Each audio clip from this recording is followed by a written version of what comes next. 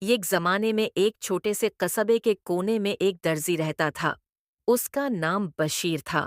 بشیر کا کام ایک تنگ و تاریک کمرے میں پرانے کپڑوں کی مرمت کرنا تھا۔ دن بھر وہ پرانے پھٹے ہوئے لباسوں میں نئی جان ڈالنے کی کوشش کرتا رہتا۔ اس کی انگلیوں میں مہارت تھی، لیکن قسمت شاید ابھی اس پر مہربان نہ ہوئی تھی۔ ایک دن ایک امیر کبیر شخص اپنے قیمتی کپڑے کی مرمت کروانے آیا۔ بشیر نے بڑی محنت سے اس کا کام مکمل کیا۔ جب امیر آدمی نے نیا سا لباس دیکھا تو مسکرا کر طنزیہ انداز میں کہا، کیا زندگی بھر دوسروں کے پرانے کپڑے ہی سنوارتے رہو گے؟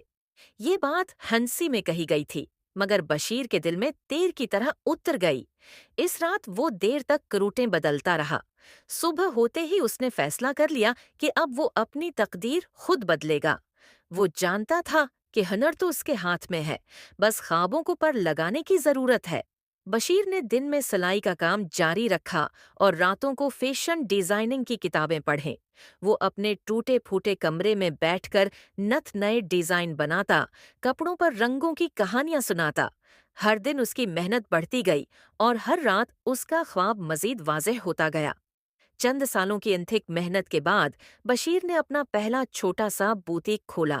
اس کا انداز نرالا تھا، کپڑے نہ صرف خوبصورت ہوتے تھے بلکہ ہر سلائی میں محبت، ہر کٹ میں کہانی ہوتی تھی۔ آہستہ آہستہ اس کا نام پورے شہر میں گونجنے لگا۔ وہی لوگ جو کبھی اس کی دکان کے سامنے سے گزر جاتے تھے، اب اس کے کپڑے پہن کر فخر محسوس کرتے تھے۔ اس کا برانڈ بشیر کلاسکس اب معیار بن چکا تھا۔ شہر کی بڑی تقریبات میں لوگ ایک دوسرے سے فخر سے کہتے، یہ لباس بشیر کا ڈیزائن کیا ہوا ہے؟ ایک دن وہی امیر آدمی جو کبھی طنز یا ہنسا تھا، بشیر کے بوتیک میں آیا۔ وہ جھجکتے ہوئے بولا، کیا آپ میرے لیے ایک خاص لباس ڈیزائن کر سکتے ہیں؟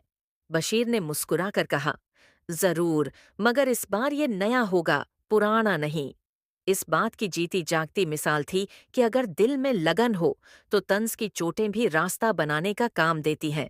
وہ درزی جو کبھی دوسروں کے پرانے کپڑے سنوارتا تھا، اب لوگوں کے خواب بنتا تھا اور ہر سلائی میں اپنی عظمت کی داستان لکھتا تھا۔